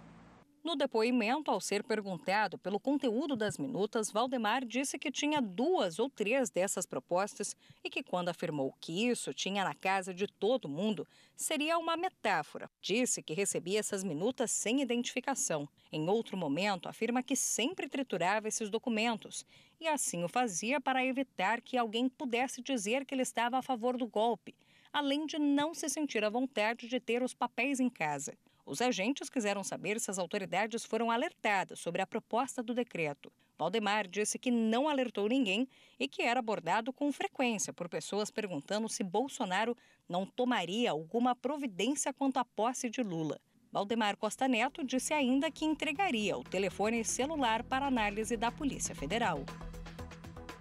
Vamos saber agora os detalhes do depoimento do ex-secretário de Segurança Pública do DF, Anderson Torres. A nossa equipe teve acesso ao documento da Polícia Federal. A repórter Kátia Gomes tem as informações. Kátia, qual foram, na verdade, mais de 10 horas de depoimento, né? Ele chegou a falar sobre a minuta do golpe encontrada durante a operação de buscas na casa dele. Boa tarde mais uma vez. Oi, Vitória. Boa tarde novamente para você e para todos que acompanham o SBT Brasília. Sim, foram mais de 10 horas aí de depoimento e ele falou não apenas da minuta, mas também de todos os atos que ele teria participado ali, tanto como ministro, né, da Justiça, como também secretário de Segurança Pública aqui do Distrito Federal. Em relação à minuta, Vitória, ele disse que o documento para ele, né, na opinião dele, não teria validade, era um documento descartável e sem viabilidade jurídica. Essas foram as palavras que o ex-secretário de Segurança Pública do DF, Anderson Torres, usou. Ele disse que acredita que esse documento tenha chegado, né, até as mãos dele, junto com outros documentos que ele recebia ali diariamente no Ministério da Justiça. Ele até declarou que era a assessora dele que fazia a separação ali dos documentos em pastas e alguns desses documentos ele acabava levando para casa por conta do grande volume ali de documentos que ele tinha que analisar e que esse documento, inclusive, deveria ter sido descartado, que ele não sabe como esse documento foi parar ali na estante, que provavelmente foi a empregada dele que colocou esse documento na estante. E isso não significa que ele teria alguma importância, né? Ele realmente disse que para ele não tinha nenhuma importância, inclusive falou que não sabe nem quem produziu esse documento. Ele até disse o seguinte, que esse documento é muito ruim, com erros de português e sem fundamento legal, né? Então ele não teria, né, segundo o próprio Anderson Torres, né, conhecimento sobre esse documento, se ele realmente teria alguma validade ali jurídica e se de fato poderia, né, representar ali alguma tentativa de golpe. No depoimento, né, que durou mais de 10 horas, ele também falou em relação às manifestações. Ele disse que participou de uma reunião e que essa reunião definiu ali como que seria essa manifestação ali ali no dia 8 e que até então estava tudo certo, né? Não existia ali nenhuma possibilidade dessa reunião ter atos radicais, né? Ações radicais. Então, por isso, ele decidiu manter a viagem que ele já tinha programado para os Estados Unidos com a família. Só um detalhe, né? O ministro, ex-ministro da Justiça Anderson Torres e também ex-secretário de Segurança Pública aqui do DF, ele só entraria de férias no dia 9, né? Um dia depois ali do ato golpista. Mas ele acabou viajando porque ele já tinha essa viagem marcada. Ele disse também em depoimento que não combinou essa viagem com o ex-presidente Jair Bolsonaro, já que ele viajou para os Estados Unidos, onde Jair Bolsonaro também estava, né? Então ele comentou, né, sobre essa situação. Vamos ouvir agora, então, um trecho, né, da entrevista com o advogado do Anderson Torres. Houve um superdimensionamento, muito também por parte da imprensa, mas, enfim, por todos os atores, né, desse processo, por ter sido encontrado na residência do doutor Anderson Torres. A questão é que, primeiro, um documento inviável juridicamente. Segundo, quase 2 meses após a eleição. E se quis dar a pecha, vamos dizer assim, de um documento golpista que deveria ser entregue ao presidente ou a quem quer que seja. Mas se foi achado na casa dele, é justamente porque ele não teve o seguimento, e isso por si só desmonta essa tese fantasiosa de que ele teria sido elaborado ou pelo doutor Anderson Torres, ou por alguém a seu pedido, a seu mando, ou por alguém que tenha feito chegar até ele, para que fosse encaminhado até o presidente, o ex-presidente da República, Bolsonaro. Isso não aconteceu. Eram documentos que ele levava para casa diariamente, por documentos que iam numa pasta ajeitados pela assessoria do seu gabinete, ainda no Ministério da Justiça, e que ele levava para casa para ou despachar e devolver no dia seguinte, ou para descartar. Mas por um descuido, alguém, e foi aí que ele disse, o depoimento dele foi nesse sentido, talvez alguém, a minha secretária doméstica, talvez tenha visto algo dentro de um envelope, e o envelope dentro de uma pasta, e colocou em cima de uma estante. Estava no local bem à mão, bem visível, embaixo de um porta-retratos, com fotos da família, enfim. Então, na verdade, criou-se um folclore muito grande em torno desse decreto. E, recentemente, ontem, anteontem, um pouco antes, eu mesmo vi a imprensa publicar de que esse decreto, em verdade, já seria de domínio público fazia bastante tempo. De maneira que há muita coisa a ser desmistificada, desconstruída com relação a esse tema, para que a investigação possa seguir o seu rumo normal. Questionado sobre o celular dele. Ele disse que logo após a decretação da prisão, ele começou a receber muitas ligações. Ele desligou o aparelho celular e não sabe onde está esse telefone. Mas ele disse para a polícia que, se for necessário, ele passa a senha dele, o login, para que a polícia tenha acesso aos dados que estão em nuvem. Outro ponto também de destaque, né, desse depoimento, ele foi questionado sobre a denúncia feita pelo senador Marcos Duval, que falou que teria tido ali uma reunião com o ex-presidente Jair Bolsonaro e também com o deputado Daniel Silveira para tratar sobre um possível golpe. Ele disse que não participou dessa reunião e também não tem conhecimento sobre essa tentativa de golpe, sobre essa reunião que foi denunciada então pelo senador. Vitória, eu volto com você. Obrigada, Kátia. E hoje é dia de matéria especial aqui no SBT Brasília. Sabe aquelas ocorrências em que bandidos fogem com automóveis ou se embrenham na mata? A Polícia Militar do DF tem uma carta na manga. Os helicópteros Fênix. Eles são um reforço que vem do céu e, quando entram em ação, dão apenas uma alternativa aos fugitivos: a de se entregarem. O repórter Michael Leão se juntou com o repórter cinematográfico Rogério Silva e com o auxiliar Aurélio Costa para mostrar com exclusividade o dia a dia dos policiais do Batalhão de Aviação Operacional, o BAVOP. A gente vai ver como eles se preparam para as missões de policiamento aéreo.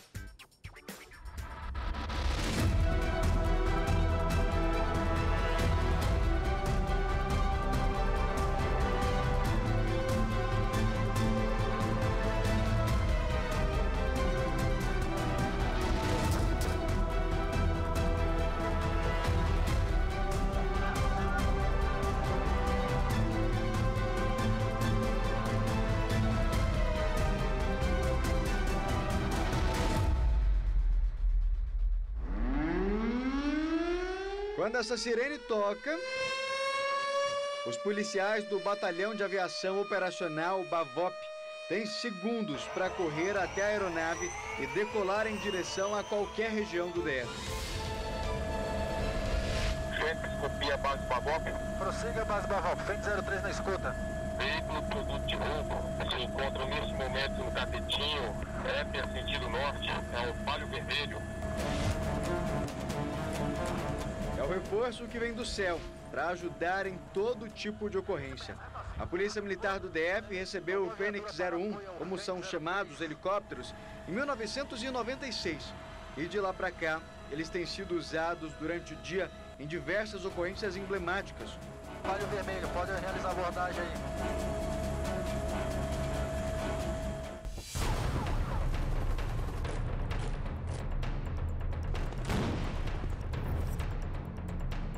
Como, por exemplo, a desocupação do Hotel Torre Palace em 2016.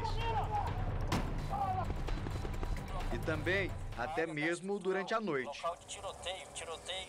Ciário Fênix 01 está realizando manobras evasivas para livrar fogos de artifício que estão avisando a presença da polícia no local. Localizado o corpo estendido na via pública, estamos contando com o apoio de 2 viaturas no solo. 24 horas por dia, as aeronaves têm condição de serem acionadas pelos policiais que estão na rua, e quando eles precisam desse suporte aéreo, nós temos condição de decolar e prestar esse apoio. E a partir de agora, nós vamos embarcar com exclusividade para mostrar como é o dia a dia desses policiais. O repórter aqui ganhou até um macacão. Para começar, é feito o trabalho de remoção do Fênix do hangar. Cá para nós, mesmo na rodinha, ele ainda é pesado. O helicóptero no heliponto, agora é hora de checar a parte mecânica, se está tudo certo para o voo. Checagem ok? Vamos lá. Nosso piloto é o Capitão Guilherme, acompanhado da copiloto Capitã Clarice. Os tripulantes operacionais são o Sargento Cerqueira e Cabo Paulo Pereira, que vão em uma posição privilegiada, pendurados na porta da aeronave. Em poucos minutos de voo sobre a região da estrutural, o olhar atento de anos de experiência do Sargento Cerqueira avisa o piloto de um veículo abandonado em uma área de pasto ao lado da comunidade. Comandante, está visual com carro 1 hora abaixo. Visual. Na proa. Visual. Possível carro, produto de roubo, furto. Ciente. Está livre esqui, livre aproximação. Livre esqui, livre aproximação, checar armamento. Pelo rádio, uma equipe de solo é acionada e pelo celular a localização exata é enviada. Em poucos minutos, uma viatura chega ao local para dar sequência à ocorrência.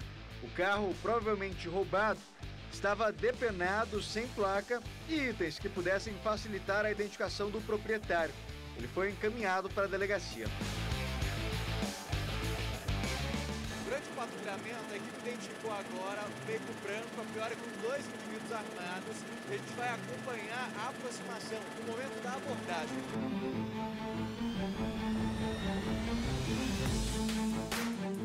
Ao perceber a presença da aeronave, os criminosos no carro tentam fugir.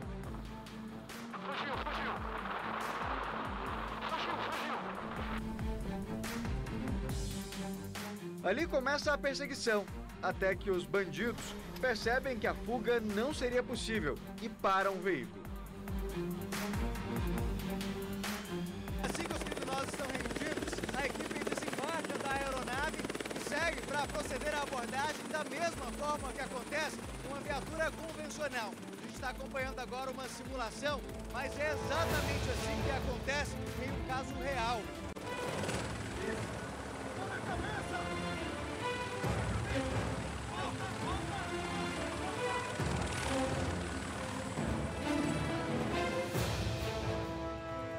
Ao perceber que um deles está armado, os dois são colocados no chão e presos. O Sargento Godoy e o Cabo Albuquerque são os nossos abordados na simulação. Mais uma ocorrência semelhante a essa foi registrada no mês passado, dessa vez de verdade. quando um criminoso roubou um carro, fez refém à proprietária, na fuga bateu o veículo, roubou outro carro e, fugindo, atropelou um motociclista. Os policiais conseguiram fazer o cerco e prendê-lo em São Sebastião.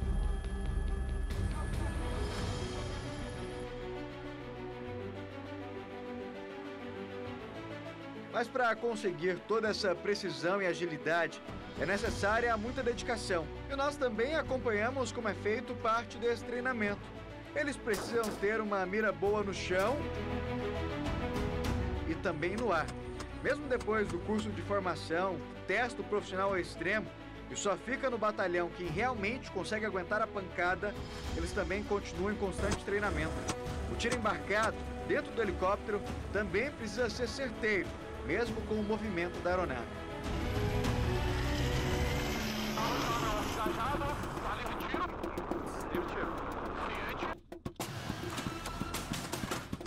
Quem vê o cabo Paulo Pereira atirando assim, nem imagina a dificuldade que era pra gente filmar o carro lá embaixo, com o helicóptero em movimento.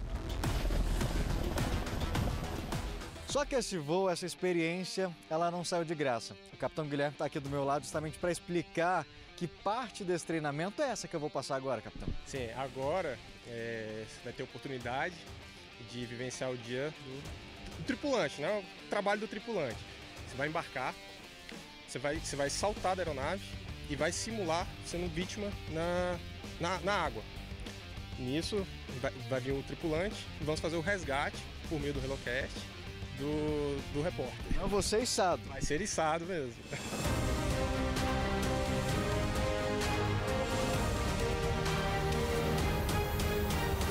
Só de saber o que ia acontecer, em segundos a adrenalina já estava a 1000.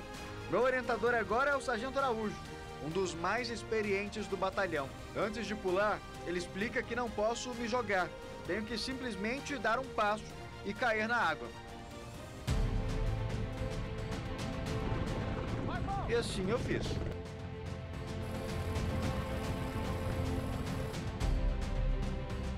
Veja de novo. Gente, eu pulei de um helicóptero com ele em voo. O pulo no Lago Paranoá foi a cerca de 4 metros de altura. Um dos momentos de maior adrenalina da minha vida. Logo, fui amparado pela equipe que já estava na água. Agora a equipe se prepara para fazer o meu resgate. O helicóptero vem se aproximando para fazer justamente a minha remoção. Vamos acompanhar.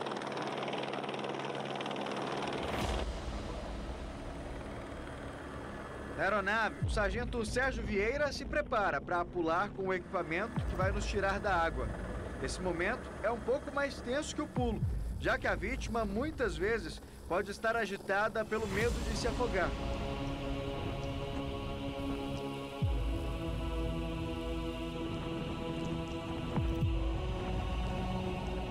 Mas em questão de segundos, estávamos prontos para sermos retirados da água. O helicóptero sobe bem.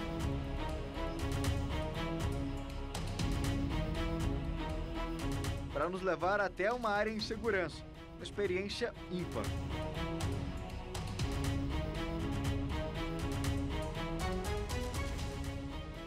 Mesmo a função de resgate sendo prioritariamente do Corpo de Bombeiros, os policiais estão treinados para no caso de uma necessidade.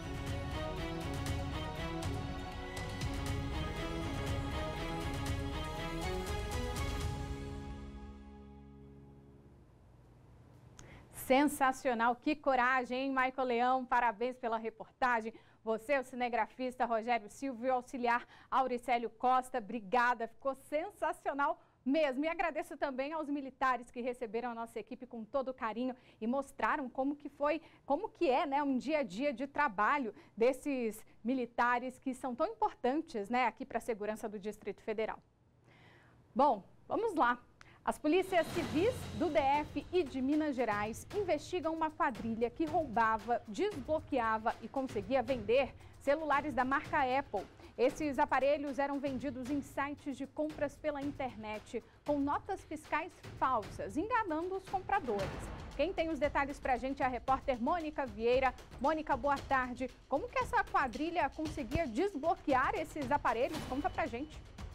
Pois é, Vitória, aí que fica, né, essa incógnita na cabeça da gente para poder saber, porque os celulares da marca Apple, os iPhones, geralmente eles têm essa marca, né, que é esse selo de segurança, pode-se dizer assim. Quem compra um aparelho desse, precisamente fica assim, não, estou seguro com os meus dados ali. Mas o que eles faziam? Essa associação criminosa, eles começaram a criar sites lá na Rússia e também nos Estados Unidos, como se fosse o site oficial da Apple, onde quem tem um aparelho Apple cadastra ali no iCloud uma senha, um e-mail, e através desse e-mail e dessa senha tem acesso a bloquear o aparelho se perde em algum lugar. Mas eles foram tão ousados que eles conseguiram, esses criminosos, criar páginas semelhantes à da Apple para poder enganar as pessoas que eram lesadas, né, que foram roubadas, tiveram o aparelho furtado. A partir do momento que essas pessoas eram vítimas, eles já criavam ali um meio de enviar um link para elas, onde elas poderiam acessar ali, clicando e colocando a senha. A partir da senha colocada ali, eles resetavam o aparelho e conseguiam falsificar uma nota, vendendo esses aparelhos na internet e também resetando todo o aparelho como se ele fosse novo. E revendiam nos sites como, por exemplo, no OLX. Então, todo cuidado é pouco a comprar algum aparelho eletrônico por sites. É necessário realmente ficar atento. As polícias de Minas Gerais, de Ipatinga, Minas Gerais e aqui do Distrito Federal cumpriram um mandado de busca e apreensão e na casa de um dos suspeitos foi localizado ali 7 aparelhos da marca da Apple, 7 iPhones. O delegado responsável por esse caso, ele falou com a gente. Vamos ouvi-lo. A Polícia Civil do DF, por meio da DRCC, deflagrou na manhã desta quinta-feira a Operação Interestadual Maçã Envenenada 2, no intuito de combater a associação cybercriminosa que receptava aparelhos furtados e roubados. Posteriormente, os infratores encaminhavam o link com o site falso da Apple com o fim de angariar as senhas dos aparelhos telefônicos. De posse dessas informações, os infratores vendiam os aparelhos celulares desbloqueados na plataforma OLX mediante nota fiscal falsa. Em razão disso, foram cumpridos mandados de busca e apreensão na cidade de Riacho Fundo, Distrito Federal, e Ipatinga, Minas Gerais. Na casa de um dos investigados foram encontrados 7 aparelhos telefônicos produtos de crime. E na casa de outro investigado foram localizadas drogas, quais sejam 33 comprimidos de êxtase e de MD. Pela prática em tese dos crimes de estelionato, receptação, associação criminosa, tráfico de drogas e falsificação de documento particular, os infratores poderão receber penas de até 26 anos de prisão. Frise-se que os sites falsos eram hospedados na Rússia e nos Estados Unidos. Pois é, Vitória, pensa, 26 anos de prisão por tantos crimes aí que eles estão cometendo em relação a tantas coisas envolvidas, porque até droga foi parar no meio, né? Então teve um apoio aí, foi uma parceria entre as polícias civis daqui do Distrito Federal, de Minas Gerais, com o apoio do Departamento de Polícia dos Estados Unidos para poder rastrear esses endereços que eram enviados para essas vítimas, que ali elas clicavam e acabavam se entregando, né? Colocando a senha, achando que poderia bloquear o celular para posteriormente poder localizar, mas infelizmente eles acabavam dando a senha e dando todo o acesso ali para essa associação criminosa. Como o delegado mesmo disse, são vários os crimes que eles devem responder, entre eles estelionato, falsificação de documento, já que essas notas fiscais que eles entregavam junto com o aparelho eram falsificadas também, receptação e também associação criminosa. A pena aí passa dos 25 anos, né, 26 anos, e foi um trabalho conjunto entre essas polícias. Agora a polícia quer identificar possíveis vítimas dessa associação criminosa. Então, quem teve o aparelho iPhone roubado nos últimos tempos, é importante sempre registrar um boletim de ocorrência para poder também contribuir aí com as investigações e quem sabe não localizar, né? Afinal, a polícia conseguiu só na casa de um localizar 7 aparelhos. Quem sabe não é de um desses aí que tenha tido o aparelho furtado ou roubado por esses investigados aí da polícia daqui do Distrito Federal e de Minas Gerais. Vitória. Obrigada, Mônica. Bom, agora vem de volta ao noticiário. Há quase um mês, um adolescente foi vítima de um choque elétrico quando jogava futebol em uma quadra em Lusiânia. O garoto foi socorrido e levado com vida para o hospital. Chegou a ficar internado em uma UTI, mas infelizmente o Gabriel não resistiu. O repórter Maicon Leão visitou a mãe do adolescente e soube que o Gabriel era um doador de órgãos. Maicon, então o coração do Gabriel já está batendo no peito de outra pessoa? Oi, Vitória. Boa tarde para você, para todo mundo ligado no SBT Brasília. Exatamente, ontem completou 3 semanas dessa tragédia aí. Para quem está em casa entender, a gente está falando do Gabriel, de 18 anos, que estava jogando em uma quadra de futebol aqui de Lusiânia, quando acabou tocando em um dos postes que estava energizado, recebeu uma descarga elétrica, ele foi socorrido, levado para a UPA aqui mesmo de Lusiânia, depois transferido para o Hospital de Santa Maria, onde ficou internado ali cerca de 4 dias na UTI, mas infelizmente ele acabou não resistindo e morrendo. Só que por trás de toda essa história, a gente tem aqui uma mãe que inclusive está aqui ao meu lado, extremamente forte, e o que chama a atenção é a sensibilidade. Mesmo naquele momento de dor daquela mãe que perde o filho ali no meio daquela situação, de todo aquele trauma, ela se colocou no lugar de outras pessoas e de outras mães e acabou doando os órgãos do Gabriel. Era uma vontade já dele, mãe? Sim, era uma vontade dele. Há um tempo a gente já, antes de tudo, eu trabalhava numa clínica de hemodiálise e um dia eu conversando com ele, falando da situação, da dificuldade, ele falou, nossa mãe, eu doaria meus órgãos. E aí foi aonde, na hora que saiu o laudo, a primeira coisa que me veio na cabeça foi ele falando que doaria os órgãos. E aí foi onde eu tomei a decisão. Muitas vezes, no meio daquele turbilhão de receber aquela notícia que, claro, mãe nenhuma quer receber, só ainda conseguiu se colocar no lugar dessas outras pessoas? Sim, sim, porque assim, querendo ou não, o Gabriel foi um milagre, né? O Gabriel foi um milagre na vida de outras pessoas. A minha dor virou amor. Então, assim, se muitas pessoas fizessem e se as outras pessoas pensassem assim, a dor seria menor. Porque quando você vê que, poxa, tem uma família feliz com aquilo, mesmo com a minha dor, tem uma família que está feliz, tem uma criança ou um adolescente, um adulto que reviveu por causa dos órgãos do Gabriel, para mim, assim, é de extrema felicidade. Mesmo em meio de tanta dor. É uma felicidade, sim. Eu agradeço, assim, demais parece que na hora que eu recebi a notícia, veio aquele estralo assim, poxa, o Gabriel queria doar. E aí eu fiz, quando me veio as respostas, foi uma gratidão enorme a Deus. E, Vitória, um detalhe que chama a atenção, eu conversando com a Rita aqui antes, esse lado de ajudar as pessoas do Gabriel, ele já existia há muito tempo. Inclusive, ele era meio que protetor dos amigos. Qualquer coisa que acontecia, ele já ligava pra Rita, mãe, socorro, a gente tem que ajudar fulano, Beltrano, era desse jeito. Era assim, os amigos dele se machucavam. Às vezes eu falava, meu filho, eu não sou o SAMU.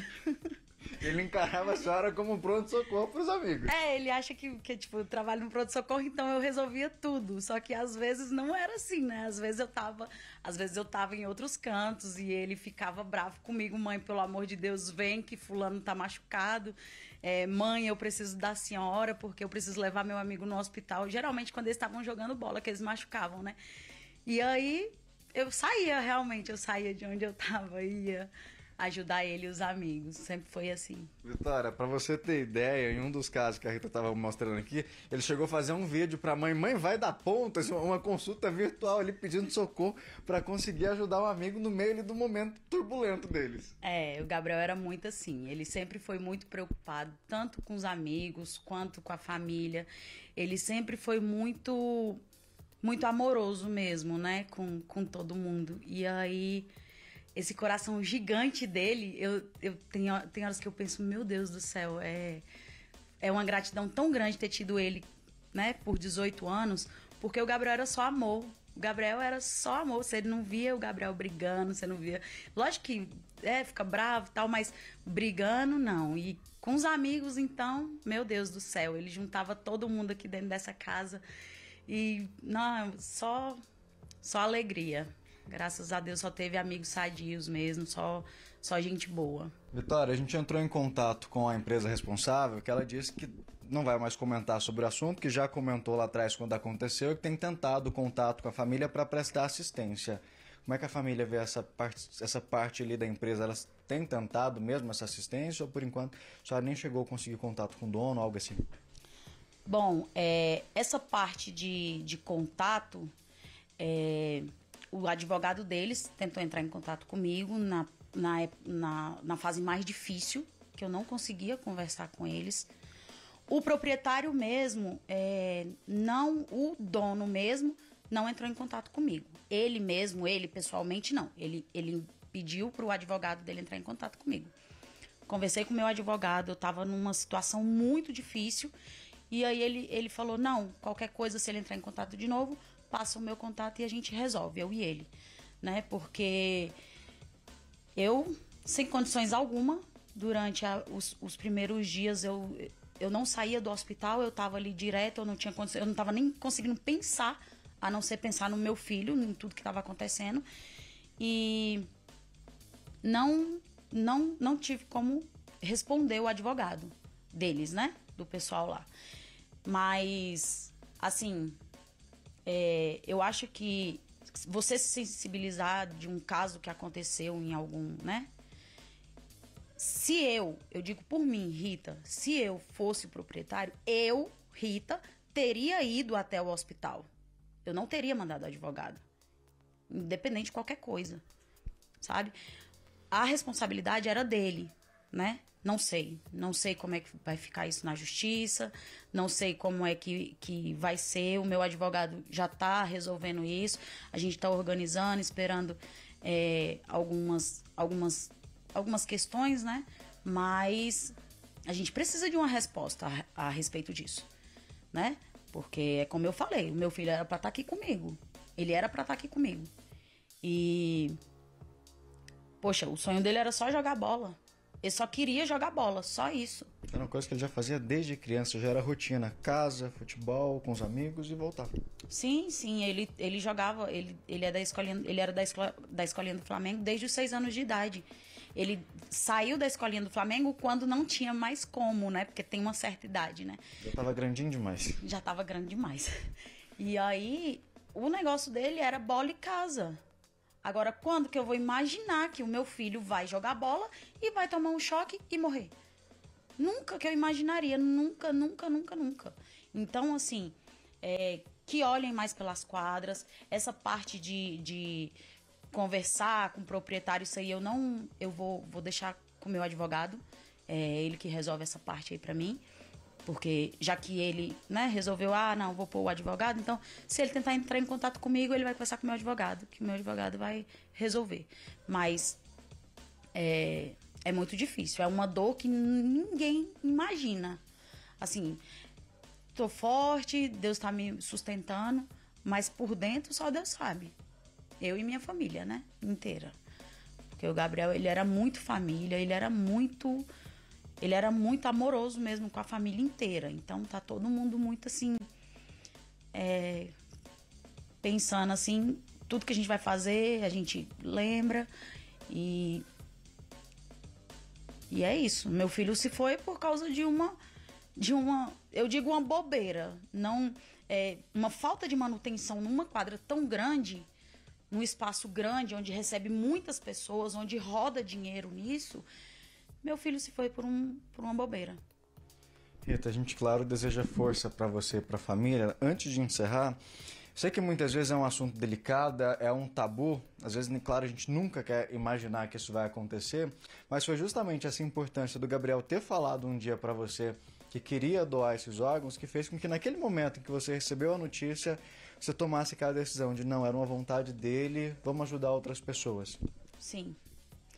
Sim, hoje a importância da doação de órgãos, né, é muito grande. Tem muita gente na fila para receber esses órgãos. E assim, às vezes, a gente pensa assim, não, mas morreu, acabou, né? Tem muita gente que fala assim, morreu, acabou. Não, gente, não vamos pensar assim. Não é porque morreu que acabou, ainda há vida ali, ainda há esperança. ainda tem gente que está precisando, que precisa viver, tem uma família sofrendo, esperando as doações, o coração, os rins, o fígado. Então, assim, doe órgãos. Ajudou a senhora a enfrentar um pouquinho essa dor? Saber que o coração do filho da senhora hoje está batendo no peito de outra pessoa? Ah, com certeza, assim, deu uma acalmada no meu coração. É uma mistura de amor, com gratidão, com tranquilidade, em saber. Foi a vontade de Deus o meu filho partir. A gente não pode voltar atrás. A vontade de Deus tem que ser aceita. Mas, se a gente pode ajudar o outro, por que não, né? Eu acho que, assim, a gente tem que ter mais empatia com o próximo, tem que ter mais cuidado com a vida. Tem muitas crianças, tem muitos adultos, adolescentes, muitos precisando de órgãos. E, assim, pô, morreu, vai lá, enterra. Aí, realmente, acabou. Mas se você puder fazer alguma coisa, que seja feito, né? Que lição, hein? Rita, obrigado mais uma vez por ter recebido a gente aqui. Receba também um abraço do SBT, a nossa solidariedade. E fica aí, Vitória, essa mensagem que às vezes ali naquele momento que é tão turbulento, tão doloroso para a família, pode ser um momento de alívio para outras famílias que estão ali aguardando uma nova chance, uma nova oportunidade. E hoje, como a Rita disse, o coração do Gabriel está batendo no peito de outra pessoa, ajudando outra pessoa a estar viva hoje, viu? Que atitude dessa mãe, que força dessa mulher guerreira e que atitude linda. Parabéns.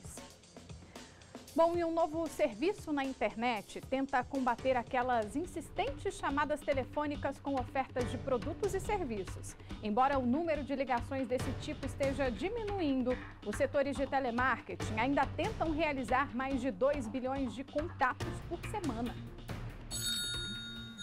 Para a Mariana, é uma incomodação.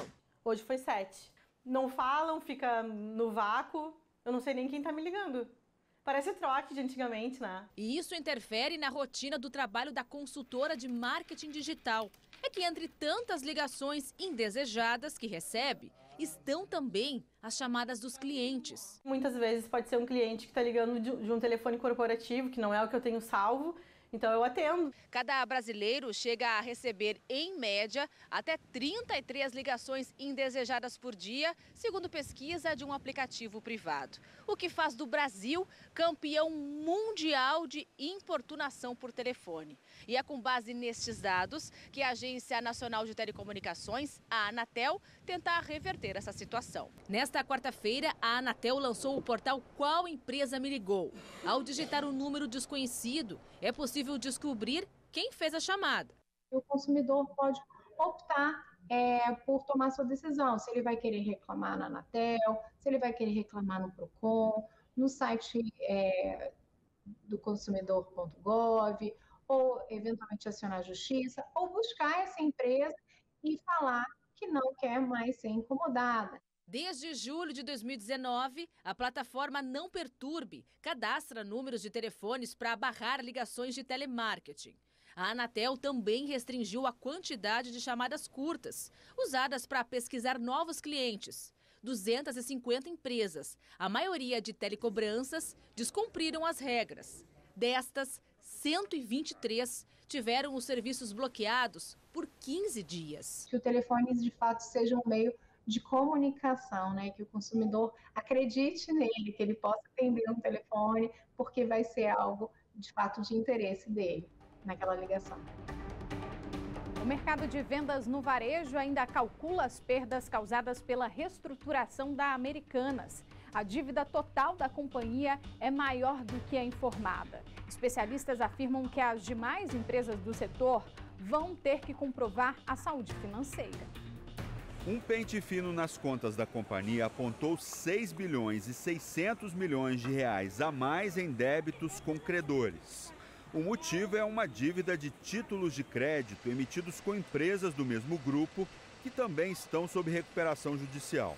A Americanas diz que o valor deve ser desconsiderado por ser empréstimo interno.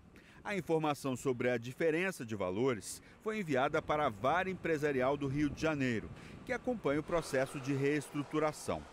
A crise, uma das mais graves da história do setor, é considerada atípica e impacta na captação de recursos no longo prazo de todo o comércio varejista.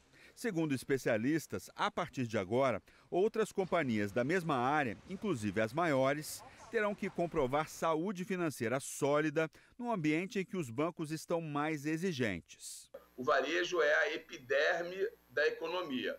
É o primeiro que sente frio e o primeiro que sente calor. E agora o varejo voltou a sentir frio, né? Então, como o varejo sente frio, ele diminui compras, e essa diminuição de compras afeta a indústria e afeta toda a cadeia de valor da economia. A Americanas afetou a credibilidade da contabilidade do varejo como um todo, principalmente dos grandes varejistas. Nos últimos dias, investidores têm especulado por causa do vai-vem das ações da Americanas. Foi no ambiente de queda das ações de R$ 12 para 71 centavos que o banco norte-americano Morgan Stanley aumentou a participação na companhia e agora detém 5,2% do capital total. A atitude coincidiu com a alta dos papéis. Outras empresas do ramo tiveram perdas discretas ou se mantiveram praticamente estáveis. Tudo é muito recente. Nessa etapa é natural que o preço das ações suba ou caia muito em cima dessas especulações. No primeiro momento, o escândalo gerou um receio de fato no mercado de que essa prática pudesse ser algo generalizado, tá?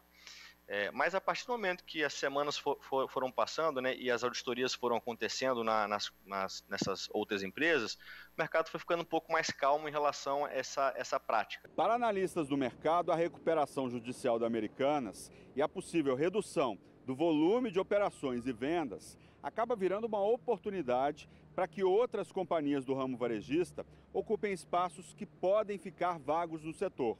Um deles, por exemplo, é a venda de chocolates na Páscoa.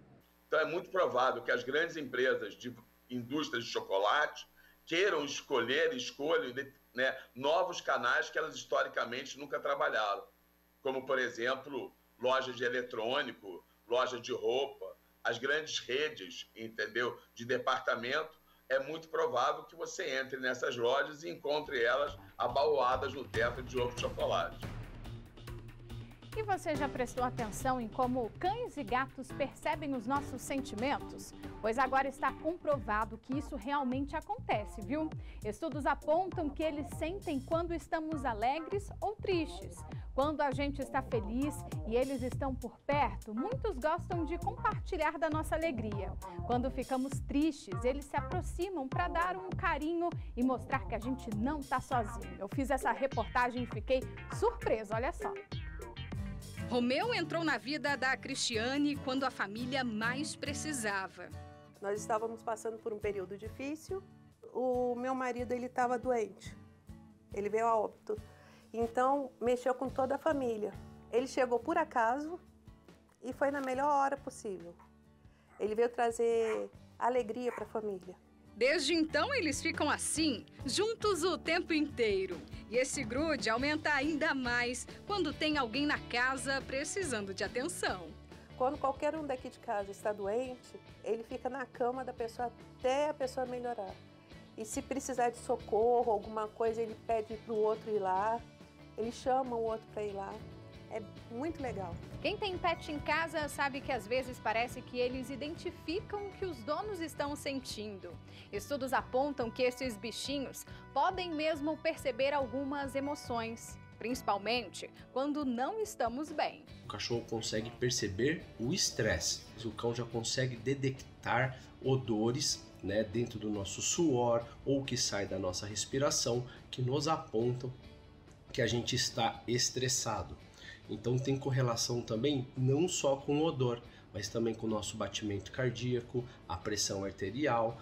Então o cachorro, por conta dos seus sentidos aguçados, ele consegue perceber um conjunto de respostas e tomar uma atitude frente a isso.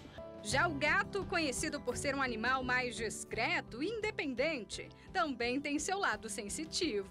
Um estudo feito por uma universidade de Michigan, nos Estados Unidos, encontrou evidências de que os felinos são sensíveis aos gestos emocionais humanos e que podem perceber nossas expressões faciais. A apresentadora do SBT Esportes Brasília, Daniela Ramalho, que é gateira de carteirinha, é prova disso.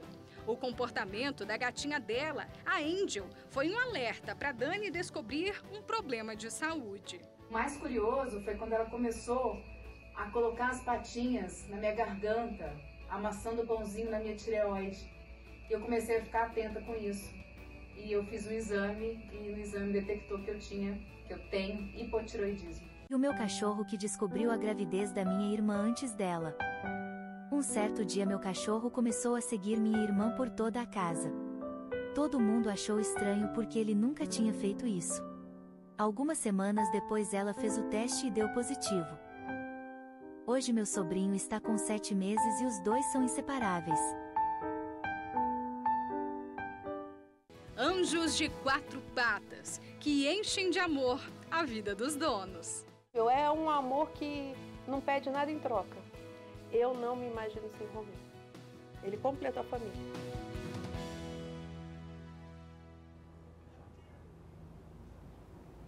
Fofura, esses bichinhos são demais, né? Brasília, a primeira edição termina aqui. Mais notícias locais às 7h20 da noite com a Viviane Costa. Fique agora com SBT Esportes Brasília. Tchau, bom fim de semana.